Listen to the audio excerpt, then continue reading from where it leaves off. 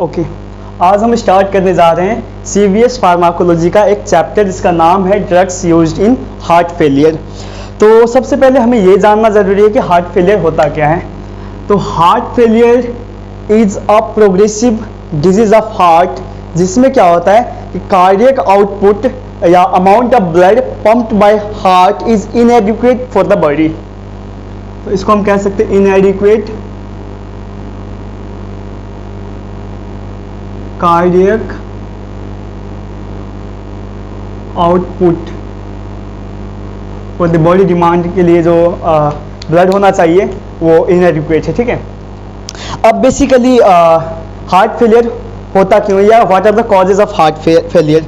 तो heart failure की बहुत ज़्यादा कॉजेज हैं, बहुत सारे कॉजेज हैं। तो पहला कॉज जो है इसको हम कह सकते हैं ischemic heart disease. Heart disease, okay मैं फुल लिखने जा रहा हूँ। इस्केमिक हार्ट डिजीज में क्या होता है कि हार्ट की जो कार्डियोमायोसाइट्स है उसके पास खुद जो है ब्लड नहीं पहुंच पा रही है, मतलब न्यूट्रिशन एंड ऑक्सीजन नहीं पहुंच पा रही है, तो वो ऑलरेडी इस्केमिया में, तो वो आगे पंप क्या करेगा, वो काम क्या करेगा। ठीक है, second one is valvular heart disease. Heart disease आपको मैं बता दूं कि वाल्व का बहुत ही बड़ा रोल है प्रेशर क्रिएट करने में वेंट्रिकल में, जो कि ब्लड को आगे पंप करता है। ठीक है, तो अगर वल्वुलर हार्ट डिजीज है तो इसमें भी क्या होगा कि मतलब बंदा को एडिक्वेट ब्लड वो नहीं कर एडिक्वेट ब्लड जो है वो आगे जो है पंप नहीं कर पाएगा। नाउ थर्ड वन इज, इसको कहते हैं atherosclerotic heart disease. Heart disease अगर एथेरोस्क्लेरोसिस हुआ है किसी बंदे को तो उस कंडीशन में भी क्या होगा कि कार्डियक आउटपुट जो है ज़्यादा नहीं होगा। ठीक है, तो ऐसे बहुत सारे कॉजेज हैं, तो इसको हम छोड़ते हैं। अब आ जाते हैं बेसिक पे, जो है what are the steps of heart failure. मतलब सीवियरिटी के हिसाब से हम उसको स्टेप को डिवाइड करते हैं या क्लासीफाई करते हैं। जो पहला स्टेप 1 है, step 1 is the stage of heart failure, जिसमें बंदा क्या होता है बिल्कुल नॉर्मल होता है। साइन एंड सिम्टम्स तब आएगा सिर्फ जब वो बंदा क्या करेगा, हैवी एक्सरसाइज करेगा। Sign and symptoms appear on heavy exercise. ठीक हो गया। स्टेप 2 या 3, 2 एंड 3 इकट्ठे हम उसको लिखते हैं क्योंकि दोनों में खास इतना ज़्यादा फर्क नहीं है। तो स्टेप 2 एंड 3 में कह रहा है कि साइन एंड सिम्टम्स तब आएगा या एटलीस्ट जब वो बंदा एटलीस्ट माइल्ड एक्सरसाइज करेगा। Sign and symptoms appear on mild exercise, मतलब नॉर्मली जो है वो उसमें कोई साइन एंड सिम्टम्स नजर नहीं आएगा, माइल्ड एक्सरसाइज। उसके बाद हो गया स्टेप 4।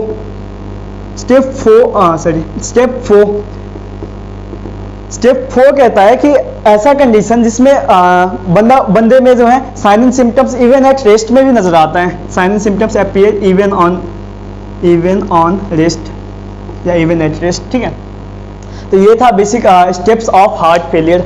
अब हम आ जाते हैं साइन एंड सिम्टम्स पे, जिसको हम कहते हैं cardinal science of heart failure. ठीक है, तो अब देखिए जो पहला इसका कार्डिनल साइन है वो है डिस्निया। डिस्निया का मतलब हो गया कि सांस लेने में प्रॉब्लम होना। तो अब देखें ना, जिस बंदे में कार्डियक आउटपुट जो है कम होगा तो क्या होगा, उसकी जो पल्मोनरी जो सर्कुलेशन है वो भी कम होगा, क्योंकि अब जो हार्ट जो है पल्मोनरी वेसल्स के थ्रू भी प्रॉपर पंप नहीं कर पाएगी। तो ऑक्सीजन की जो वहां पर होना था, ऑक्सीजनेशन होना था ब्लड को जो ऑक्सीजन होना था वो ऑक्सीजन प्रॉपर्ली होगा नहीं, कार्बन डाइऑक्साइड रिलीज होगा नहीं, तो बॉडी में कार्बन डाइऑक्साइड एक्यूमुलेट होगा और जो है वो जो है रिस्पिरेटरी एरिथमिया की तरफ ले जाएगा, जिसको हम कहते हैं डिस्पनिया। ठीक है, सेकेंड वन इज इडेमा। अब मैं इडेमा समझाना चाहूंगा आपको एक डायग्राम के थ्रू। ठीक है, ये मैंने बना दिया एक हार्ट। ओके, ये है एक हार्ट। ठीक है, हार्ट में जो है वेनस रिटर्न जो है वेना कावा के थ्रू आता था, एंड जो है कार्डियक आउटपुट aorta के थ्रू एंड पल्मोनरी ट्रंक के थ्रू होता था, ठीक है। ये हो गया पल्मोनरी ट्रंक, ये हो गया aorta, ठीक है। अब देखिए ना, अगर हार्ट आगे पंप नहीं कर पा रहा प्रॉपरली तो हार्ट में ब्लड भी तो नहीं जाएगा प्रॉपरली। तो ये था अगर कोई वेन, तो ये अगर इधर ब्लड को पंप नहीं कर सकता तो यहाँ पर क्या होगा, प्रेशर क्रिएट होगा, वेनस प्रेशर, और उस वेनस प्रेशर बढ़ने की वजह से क्या होगा, फ्लूइड लीक होगा एक्स्ट्रा सेलुलर स्पेस में, और एक्स्ट्रा सेलुलर फ्लूइड बढ़ने की वजह से एडेमा हो जाएगा। एक तो ये हो गया। दूसरा, अगर आगे वो पंप नहीं कर पाता ब्लड को तो क्या होगा, बीपी कम हो जाएगा, और बीपी कम होते ही क्या होगा कि बॉडी की सिंपैथेटिक सिस्टम एक्टिवेट हो जाएगा। तो एक तो हो गया सिंपैथेटिक सिस्टम एक्टिवेट हो गया, जिसकी वजह से क्या होगा कि सिंपैथेटिक सिस्टम एक्टिवेट होने से क्या होगा, ये कराएगा अब फ्लूइड रिटेंशन।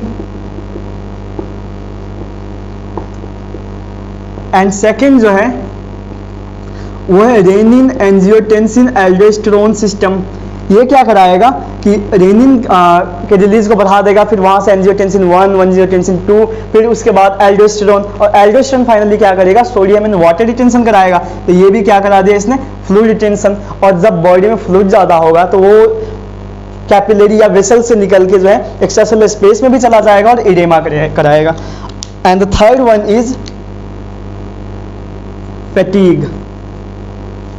अब देखिए ना, अगर बंदे के टिश्यूज के पास प्रॉपर ऑक्सीजनेटेड ब्लड नहीं जा रही या फिर ब्लड ही कम जा रही है तो क्या होगा, वो बंदा फैटीग फील करेगा, ठीक है।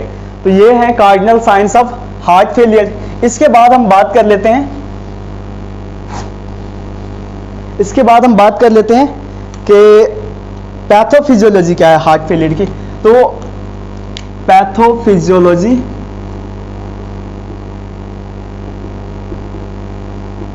ऑफ हार्ट फेलियर, बेसिकली देखें ना, कार्डियक आउटपुट कम होने के बाद ये जो है बॉडी में डिस्निया एंड फैटीग जैसे कंडीशन आते हैं।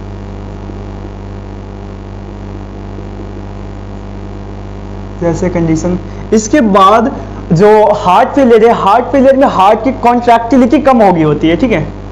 तो डिक्रीज कार्डियक कॉन्ट्रैक्टिलिटी। अब जब कार्डियक कॉन्ट्रैक्टिलिटी कम होगा तो हार्ट जो है पंप जो है वीकली करेगा, जिसकी वजह से क्या होगा, स्ट्रोक वॉल्यूम कम होगा। स्ट्रोक वॉल्यूम कम होते ही क्या होगा कि इजेक्शन फ्रैक्शन कम होगा। तो इसको हम कहते हैं heart failure with reduced ejection fraction, ठीक है। फोर्थ कंडीशन है, अगर कार्डियक मायोसाइट की या कार्डियोमायोसाइट की अगर हो जाए क्या, स्टिफनिंग या फाइब्रोसिस, स्टिफनिंग और फाइब्रोसिस अगर हो जाए तो देखें ना, ब्लड जो है हार्ट में प्रॉपर फिल ही नहीं होगा, तो उसी हिसाब से जो है मतलब थोड़ा ही ब्लड बाहर निकलेगा, ठीक है। देखें ना, एक तो फिलिंग जो है normally and diastolic volume normal condition में 130 ml एंड सिस्टोलिक वॉल्यूम जो है स्ट्रोक वॉल्यूम जो है वो 70 ml होता था। तो यहाँ से हमारा निकलता था इजेक्शन फ्रैक्शन 70/130। अब देखें ना, सेकेंड कंडीशन के हिसाब से स्टिफनिंग अगर हो गया तो ये फीलिंग ही कम होगा, एंड डायस्टोलिक वॉल्यूम कम होकर 110 ml पे आ जाएगा, ठीक है। और जो है स्ट्रोक वॉल्यूम इसी के हिसाब से कम हो जाएगा, फॉर एग्जांपल 55 ml हो जाएगा।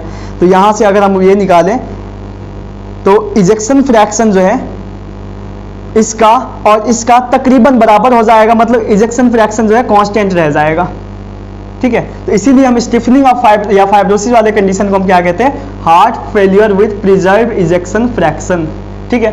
तो ये था pathophysiology of the heart failure. इसके बाद हम बात कर लेते हैं कि इसके रिस्पॉन्स में हमारे बॉडी क्या करती है, मतलब कंपनसेटरी मैकेनिज्म क्या है हमारे बॉडी में। कॉम्पेंसेटरी मैकेनिज्म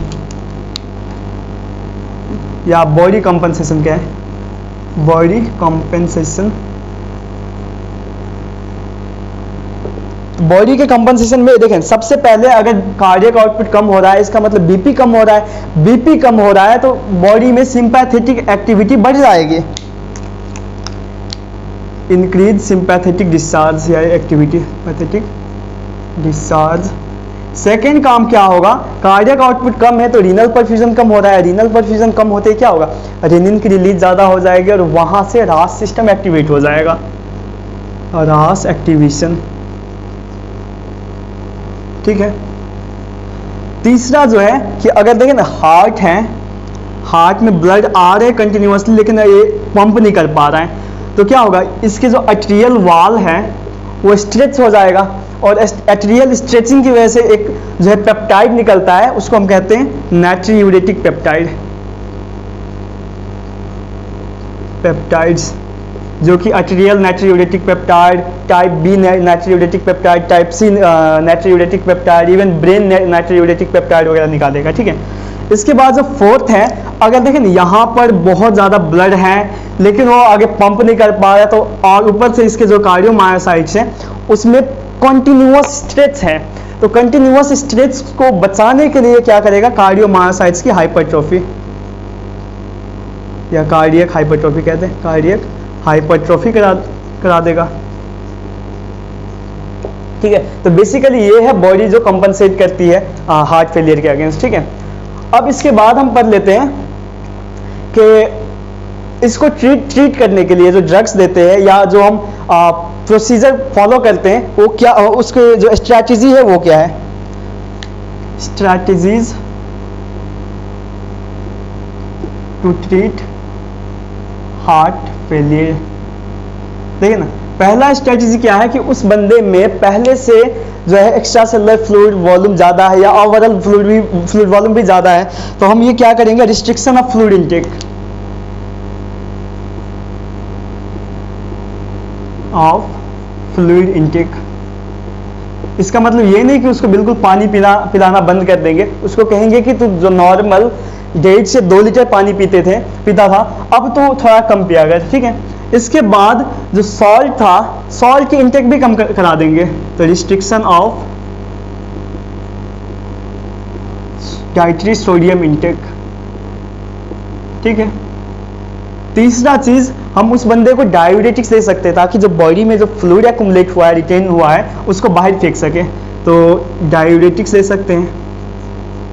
इसके बाद जो है अगर देखें ना, हम इसको ट्रीट कर रहे हैं और बंदे में ऑलरेडी कोई कोमॉर्बिड कंडीशंस है जैसे कि रीनल फेलियर है, डायबिटीज़ है या फिर हाइपरटेंसिव बंदा है, तो इसको ट्रीट करने का कोई फ़ायदा ही नहीं है।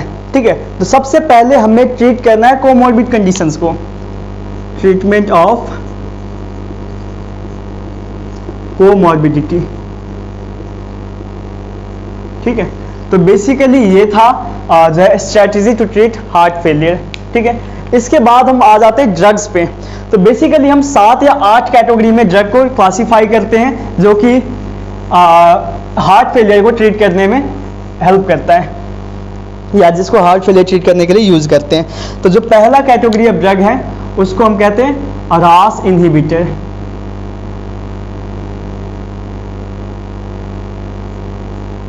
ठीक है। तो रास इनहिबिटर पढ़ने से पहले रास है क्या ये मैं बता देता हूं। अब देखें, नॉर्मली हमारे बॉडी में एंजियोटेंसिनोजेन हर वक्त प्रेजेंट होता है क्योंकि ये प्लाज्मा प्रोटीन है जो कि लीवर से बन रहा होता है। तो एंजियोटेंसिनोजेन ये हमेशा पड़ा है हमारे बॉडी में। इस पर एक जो है रेनिन काम करता है। ठीक है। और ये बना देता है एंजियोटेंसिन 1। ठीक है। इस पर जो है लंग्स में जाके एंजियोटेंसिन 1 पर जो है काम करता है एंजियोटेंसिन कन्वर्टिंग एंजाइम, जो कि इसको कन्वर्ट कर देता है एंजियोटेंसिन 2 में। ठीक है। एंजियोटेंसिन 2 के बहुत सारे काम हैं। ये ब्लड वेसल्स पर जाकर वैजोकॉन्स्ट्रिक्शन करा देगा। ठीक है। ये देखिए ना, ब्लड वेसल पर जाकर ये क्या कराएगा, वैजोकॉन्स्ट्रिक्शन। ठीक है। मोस्टली आर्टरी पर जाकर। इसके बाद ये जो है एड्रिनल मेडुला एड्रिनल कॉर्टेक्स में जाके एल्डोस्टेरोन की लेवल बढ़ा देगा। और एल्डोस्टेरोन क्या करेगा, सोडियम एंड वाटर रिटेंशन करके ब्लड वॉल्यूम बढ़ा देगा। अब जब ब्लड वॉल्यूम बढ़ गया तो क्या होगा, ये प्रीलोड को बढ़ा देगा, मतलब हार्ट में जाने वाला ब्लड ज़्यादा हो जाएगा, प्रीलोड बढ़ जाएगा। ठीक है। इसके बाद इसका और भी काम है, ये जाके एरियस की सिक्रीशन को बढ़ा देता है, रिलीज की बढ़ा देता है। तो एरियस जो है फर्दर वाटर रिटेन करने में हेल्प करता है, ठीक है। तो बेसिकली ये था रास सिस्टम। अब इसमें एक चीज आपको बता दूं मैं कि जो रास इनहिबिटर्स हैं, इसको 3 कैटेगरी में हम फर्दर डिवाइड करते हैं। जो पहला कैटेगरी है उसका नाम है ACE इनहिबिटर्स, जिसमें कैप्टोप्रिल, इनालाप्रिल, लिसिनोप्रिल, फोसिनोप्रिल आ जाते हैं। तो ये देखें ACE इनहिबिटर इसको ब्लॉक करेगा तो एंजियोटेंसिन 2 नहीं बनेगा, एंजियोटेंसिन 2 नहीं बनेगा तो ये सारा कुछ भी नहीं होगा, ये सारा का काम नहीं होगा, ठीक है। तो अब देखें ना, अगर ACE इनहिबिटर आप दे रहे हैं तो ये क्या करा देगा, वैसोडाइलेशन करा देगा। और वैसोडाइलेशन अगर हो गया तो हार्ट को बहुत ईजी हो जाएगा। अब देखें ना, अगर यहाँ इसका ब्लड डायलेट हो गया, ब्लड वेसल डायलेट हो गया, तो हार्ट को बहुत इजी हो जाएगा हार्ट को ब्लड को पंप करने के लिए, ठीक है, क्योंकि आगे लो रेजिस्टेंस है, ठीक है। तो हार्ट जो वीक था, अब क्या हो गया, वीक हार्ट को थोड़ा सा रेजिस्टेंस के लिए सिर्फ मतलब पंप करना है, थोड़े से रेजिस्टेंस के अगेंस्ट पंप करना है। तो इसलिए ये जो है हार्ट फेलियर को ट्रीट करने के लिए हम यूज करते हैं। नाउ सेकेंड कैटेगरी इज, या पहले हम पढ़ लेते हैं इसकी टॉक्सिसिटीज के बारे में भी। तो इसका टॉक्सिसिटीज ये है कि अगर ये वेन को डायलेट कर देता है तो क्या होगा, पोस्चुरल हाइपोटेंशन करा देगा।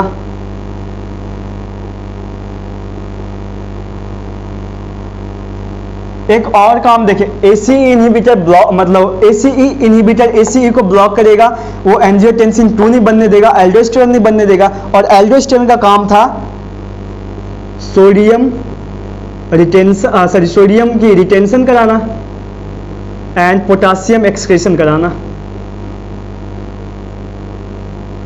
तो अब ये काम तो नहीं हो रहा, तो अब क्या होगा, बॉडी में पोटासियम एक्युमुलेट हो जाएगा, तो हाइपरकैलेमिया हो गया, ठीक है। इसके बाद ACE जो था, ये एक और काम यहां पर कर रहा था, डोपामिन को ब्रेक डाउन कर रहा था in presence of kinase 2 enzyme. अब अगर ACE इनहिबिटर देते हैं तो ये ब्रेकडाउन वाला पाथवे भी रुक जाएगा, तो डोपामिन ज्यादा हो जाएगा। और डोपामिन जो है एक वैसोडाइलेटर है, ठीक है। तो वैसोडाइलेशन करा के ये 2 काम करेगा। अब dry cough, persistent dry cough and जो है एंजियोडेमा करा देगा, ठीक हो गया। तो ये था फर्स्ट कैटेगरी के बारे में। अब सेकेंड कैटेगरी अब जो ड्रग है वो है ARBs, एंजियोटेंसिन 2 रिसेप्टर ब्लॉकर्स, जिसमें वालसार्टन, लोसार्टन, कैंडिसार्टन जैसे ड्रग्स आ जाते हैं। तो अब देखिए ना, ARBs जो है, जो एंजियोटेंसिन का जो रिसेप्टर था, एंजियोटेंसिन 2 का जो रिसेप्टर था 81 रिसेप्टर, यहाँ पर आकर ये खुद बाइंड हो जाएगा, ठीक है। बल्कि मैं यहाँ पर एग्जाम्पल भी लिख देता हूँ, लोसार्टन, वेलसार्टन, ये ड्रग्स वगैरह आके यहाँ पर बाइंड कर जाएगा और एंजियोटेंसिन 2 को बाइंड नहीं होने देगा और आगे इसको उसको काम नहीं करने देगा। तो ये बेसिकली ये क्या कराएगा अब कि वैसोडाइलेशन करा देगा। वैसोडाइलेशन होते ही क्या होगा, अगेन ये आफ्टर लोड को बढ़ा दे, सॉरी कम करा देगा, क्योंकि अब हार्ट को लो रेजिस्टेंस के अगेंस्ट पुश करना है ब्लड को। तो आफ्टर लोड कम हो गया तो कार्डियक आउटपुट ज़्यादा हो जाएगा। और अब देखें, अब कार्डियक आउटपुट ज़्यादा हो गया तो हार्ट फेलियर तो ऐसे ही ट्रीट हो गया। अब लेकिन इसके भी कुछ है एडवर्स इफेक्ट्स। तो ये एडवर्स इफेक्ट्स इसके जैसा ACE इनहिबिटर जैसे ही है, लेकिन ये जो है ब्रैडिकाइनिन पे कोई इसका रोल नहीं है, ब्रैडिकाइनिन के मेटाबॉलिज्म पर। सो ये आखिरी 2 साइड इफेक्ट नहीं कराएगा, बाकी ये 2 कराएगा। मतलब ये इनकी टॉक्सिसिटीज अगर लिखे हम तो ये पोस्चुरल हाइपोटेंशन ये भी कराएगा एंड जो है हाइपरकैलेमिया ये भी कराएगा, ठीक है। और ड्राई कफ और एंजियोडेमा कुछ नहीं मतलब ये नहीं कराएगा, क्योंकि ये डोपामिन को के ब्रेकडाउन में कोई वो इंटरफेयर नहीं करता। अब इसके बाद जो थर्ड कैटेगरी ऑफ ड्रग है इसमें, उसका नाम है एल्डोस्टेरोन रिसेप्टर ब्लॉकर।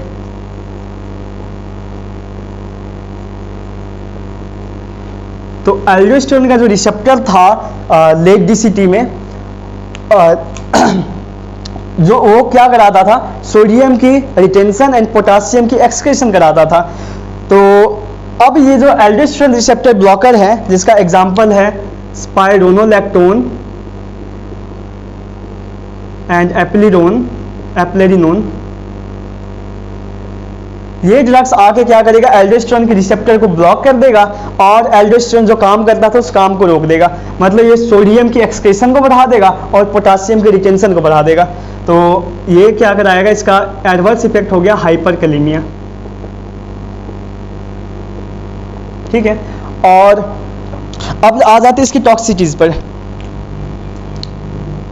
टॉक्सिसिटीज पर स्पाइरोनोलैक्टोन जो है ये बेसिकली एंड्रोजन रिसेप्टर होता है, उसको उस पे जाके बाइंड करता है और उसको एंटागोनाइज करता है और ये कराता है गायनेकोमास्टिया इन मेल,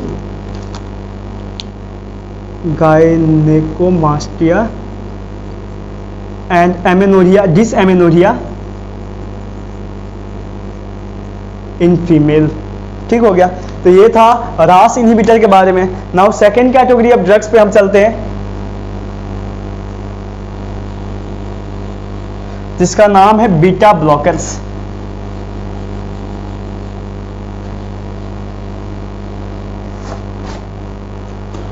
तो सेकेंड कैटेगरी ऑफ ड्रग का नाम है बीटा ब्लॉकर्स।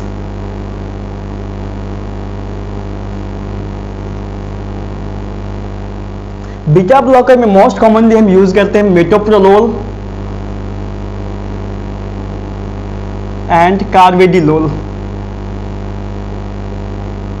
अब देखें, ये समझाने से पहले मैं एक डायग्राम बना देता हूं कि ये है हार्ट और नीचे ओके मैं जेजी apparatus का डायग्राम बनाने जा रहा हूं।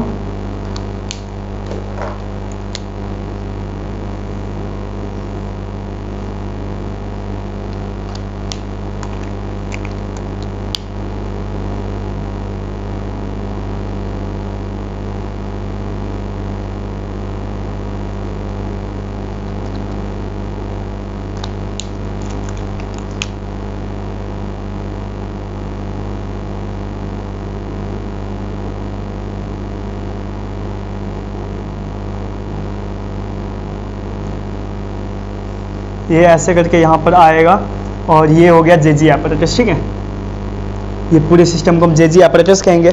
अब जेजी apparatus पे बीटा 1 रिसेप्टर होता है जो कि रेनिन निकाल रहा होता है और जिसका काम होता है कि एंजियोटेंसिनोजेन को एंजियोटेंसिन 1 में कन्वर्ट करना और वहाँ से एंजियोटेंसिन 2 बना के बॉडी में फ्लूइड को रिटेन करना। ठीक है, तो अब अगर हम कार्वेडिलोल देते हैं या मेटोप्रोलोल देते हैं, और हाँ हार्ट पे भी बीटा 1 रिसेप्टर है, तो मेटोप्रोलोल तो बीटा 1 सेलेक्टिव हो गया, तो ये दोनों को रोक देगा। तो जो हार्ट पहले से वीक था अब उसको कम पंप करना पड़ेगा, कम बीट करना पड़ेगा। तो ये तो एक तो इसके लिए एडवांटेजियस फैक्टर हो गया। और दूसरा जो है रेनिन जो कि फ्लूइड रिटेंशन कराता था, एडेमा कराता था, उसको भी ये रोक देगा क्योंकि रेनिन को इनहिबिट कर रहा है। ठीक है, अब कार्वेडिलोल जो है, कार्वेडिलोल का काम चेक करें। कार्वेडिलोल एक तो हार्ट पर काम करेगा क्योंकि ये अल्फा 1 बीटा 2 ये तीनों पे काम करता है। ठीक है, तो बीटा 1 के जरिए जो है हार्ट पे काम कर जाएगा और रेनिन पे काम करके दोनों को इनहिबिट कर देगा। एंड नाउ अल्फा 1 के जरिए ये जो है, जो एक ब्लड वेसल होता था जिसको अल्फा 1 वैसोकंस्ट्रिक्शन कराता था, तो ये अब आके इसको इनहिबिट कर देगा, मतलब वैसोडाइलेशन हो जाएगा। वैसोडाइलेशन हो जाएगा तो हार्ट को पंप करने में इजी हो जाएगा, मतलब आफ्टर लोड कम हो गया, कम प्रेशर के अगेंस्ट पंप करना पड़ेगा। मतलब हार्ट के लिए, जो वीक हार्ट है हार्ट फेलियर में, उसके लिए तो इजी हो गया ना, मतलब उसके लिए तो फायदाजनक हो गया ये। ठीक है, तो ये बीटा ब्लॉकर्स के जो है यूज इन हार्ट फेलियर हो गया। नाउ थर्ड कैटेगरी ऑफ जो ड्रग है उसका नाम है डायूरेटिक्स। डायूरेटिक्स बेसिकली क्या करता है, इसमें भी हम मोस्ट कॉमनली लूप डायूरेटिक्स जिसमें फुरेसिमाइड वगैरह एंड थायाजाइड डायूरेटिक्स देते हैं। ठीक है, डायूरेटिक्स बेसिकली क्या कराता है, जो बॉडी में फ्लूइड रिटेन हुआ है और इडेमा करा रहा है, उस फ्लूइड को एलिमिनेट करने में हेल्प करेगा। तो decrease retention of body fluid, ठीक हो गया। इसके बाद तो अगर बॉडी फ्लूइड कम हो गया तो क्या होगा, अगेन अब जो हार्ट फेलियर के जो साइन एंड सिम्टम्स था उसको इसने कम कर दिया, ठीक है। अब इसके बाद जो चौथा कैटेगरी ऑफ ड्रग है उसका नाम है एंजियोटेंसिन रिसेप्टर नेप्रिलाइसिन इनहिबिटर।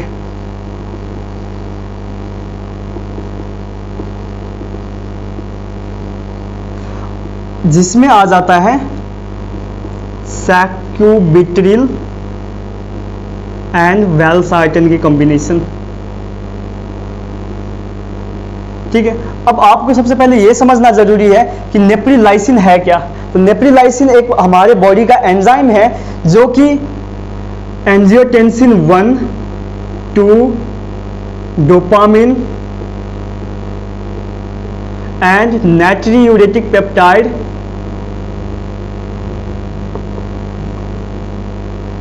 को ब्रेक डाउन करता था, ठीक है। अब अगर हम नेप्रिलाइसिन इनहिबिटर दे देते हैं, सैक्यूबिट्रिल दे देते हैं, तो क्या होगा, इस सब की अमाउंट ज्यादा हो जाएगी।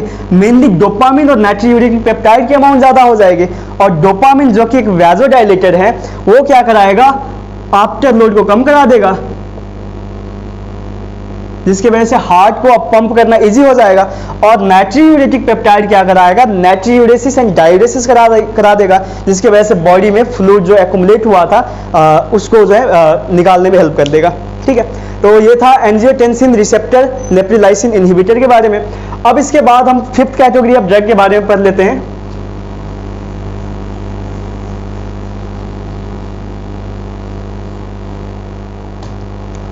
फिफ्थ कैटेगरी ऑफ ड्रग जो है जो हार्ट फेलियर में देते हैं वो है hyper polarisation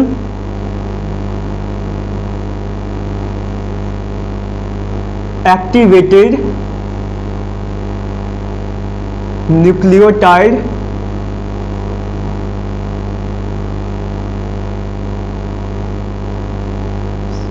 hyper polarisation activated cyclic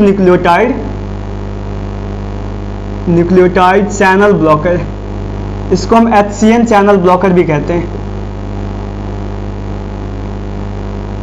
जिसका एग्जाम्पल है इवाब्रेडिन। अब देखिए ना, ये hyperpolarization activated nucleotide channel या HCN चैनल वो पड़ा होता है SA नोड पर, जो कि पेस सेटिंग में हेल्प कर रहा होता है, पेस सेटिंग में हेल्प कर रहा होता है, ठीक है, जिसका काम था पेस सेटिंग। अब अगर हम इसका ब्लॉकर देते हैं तो क्या इसका इफेक्ट पड़ेगा, तो ये हम देखते हैं एक ग्राफ के जरिए। SA नोड का जो एक्शन पोटेंशियल का जो ग्राफ है वो कुछ इस तरह से होता है। ये डिपोलाइजेशन हो गया, फिर उसके बाद रिपोलाइजेशन हो गया, फिर उसके बाद स्लो डिपोलाइजेशन, फिर जो है रैपिड डिपोलाइजेशन, फिर उसके बाद रिपोलाइजेशन। अब ये देखें, ये तो नॉर्मल मैकेनिज्म है। और ये जो चैनल है hyperpolarization activated cyclic nucleotide channel, वो है इस इतने जो है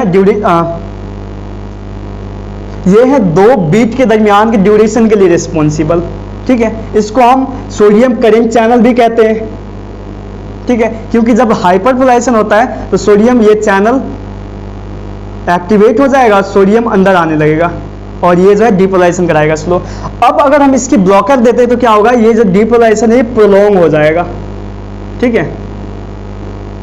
तो जो हार्ट रेट यहीं पे आके फिर से होना चाहिए था, ये अब क्या होगा, थोड़ी देर के बाद ये बीट होगा, ठीक है। वो हार्ट बीट जो सेकंड है हार्ट बीट होगा या आने वाला हार्ट बीट होगा वो प्रोलॉन्ग हो जाएगा, मतलब ड्यूरेशन प्रोलॉन्ग हो जाएगी, जिसकी वजह से क्या होगा कि हार्ट रेट स्लो हो जाएगी, decrease heart rate.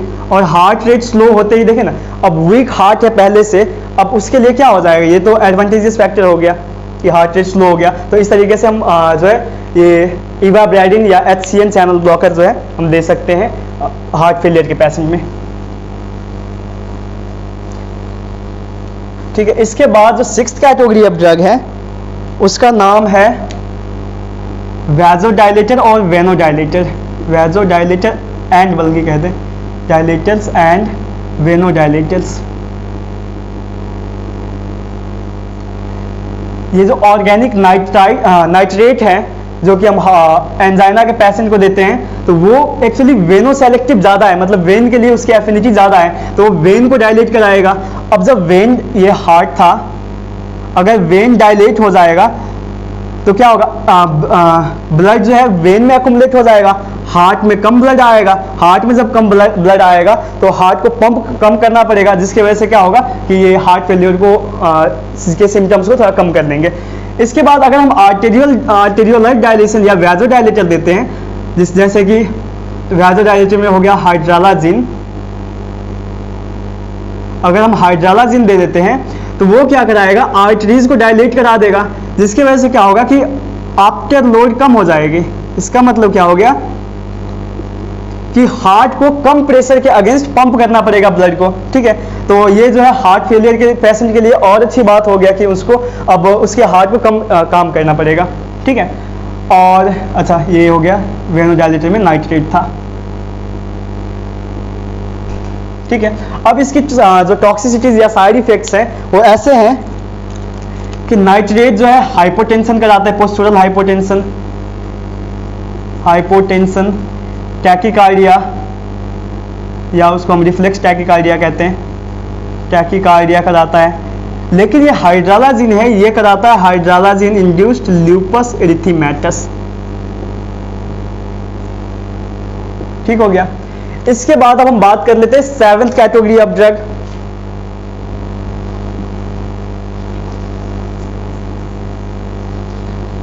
Now 7th category of जो ड्रग है उसका नाम है, उसको हम कहते हैं इनोट्रोपिक या पॉजिटिव इनोट्रोपिक ड्रग्स। इसको फर्दर हम 3 क्लास में डिवाइड करते हैं या सब क्लास में डिवाइड करते हैं। जो पहला सब क्लास है उसको हम कहते हैं cardiac glycosides.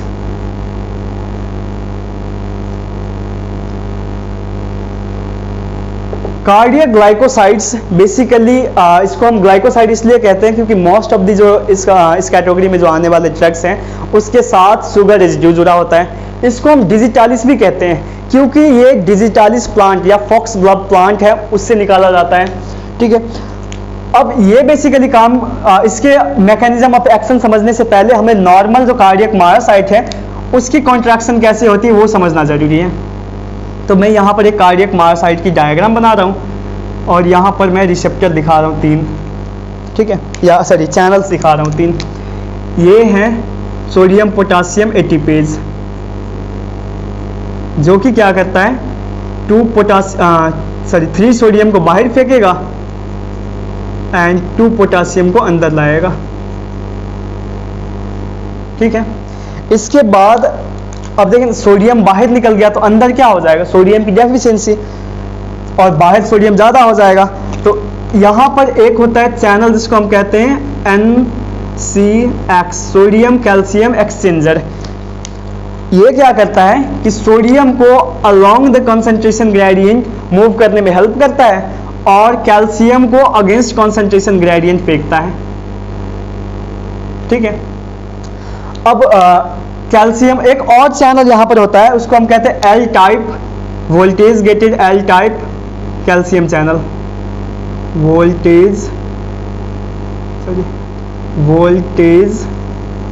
Gated L type calcium channel,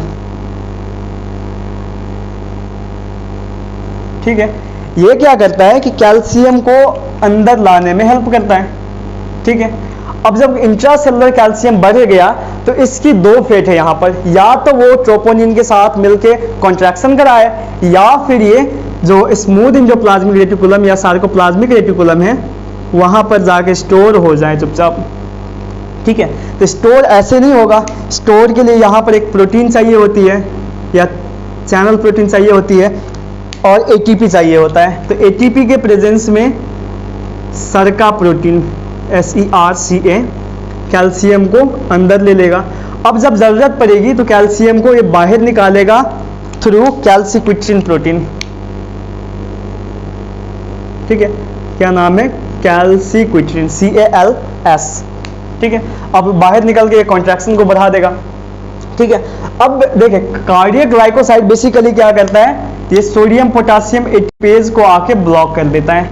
तो अब देखें ना, सोडियम बाहर नहीं जा सकेगा तो सोडियम अंदर ज़्यादा हो गया।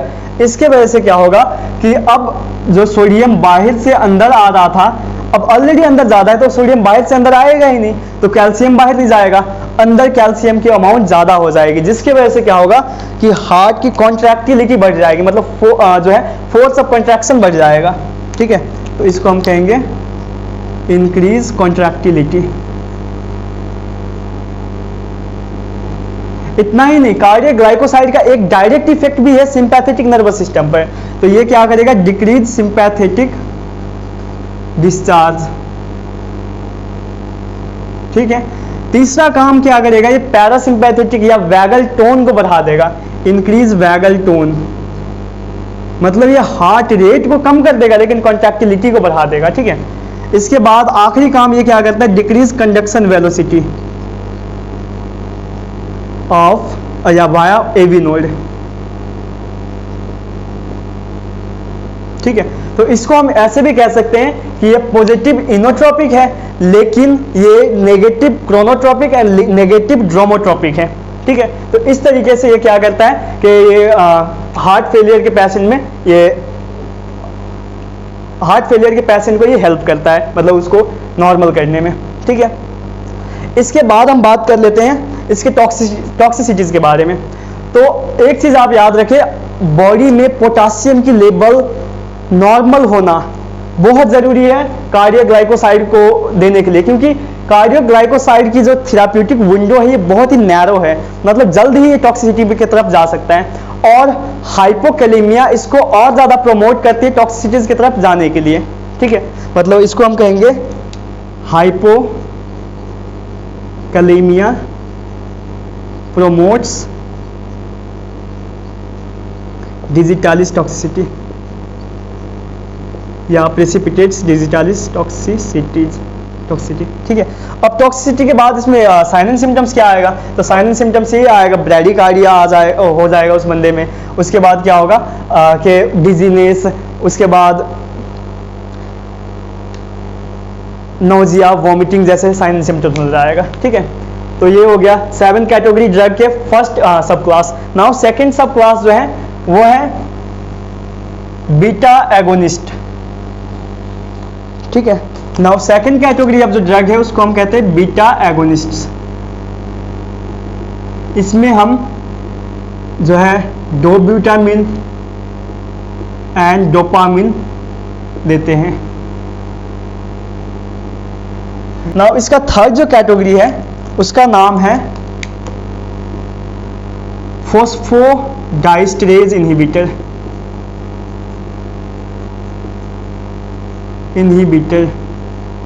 जिसमें मिलरिनोन ड्रग आ जाता है, मिलरिनोन। अब बेसिकली ये क्या करता है कि ये CAMP के अमाउंट को बढ़ा देगा, क्योंकि देखें CAMP को फॉस्फोडाइस्टरेज कन्वर्ट कर रहा होता है AMP में। अब हम तो दे रहे हैं उसकी इनहिबिटर, तो CAMP बढ़ गया, और CAMP क्या करेगा, कैल्शियम की जो है इंट्रासेलुलर कैल्शियम की जो है कॉन्सेंट्रेशन बढ़ा देगा, और इसके वजह से क्या होगा कि कॉन्ट्रैक्टिलिटी बढ़ जाएगी। ठीक, अब इसके बाद आ जाते हैं लास्ट टाइप ऑफ ड्रग जो कि है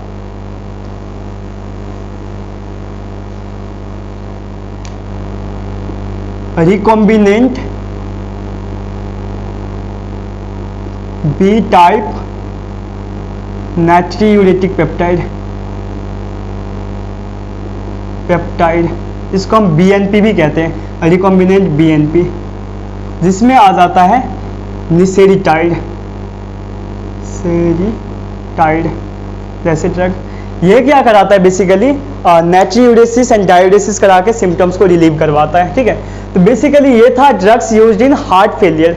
अब इसके बाद हम आ जाते हैं कि प्रेफरेंस ऑफ ड्रग्स, या किस कंडीशन में, मतलब किस सीक्वेंस में हम ड्रग्स को देते जाएंगे ट्रीट करने के लिए।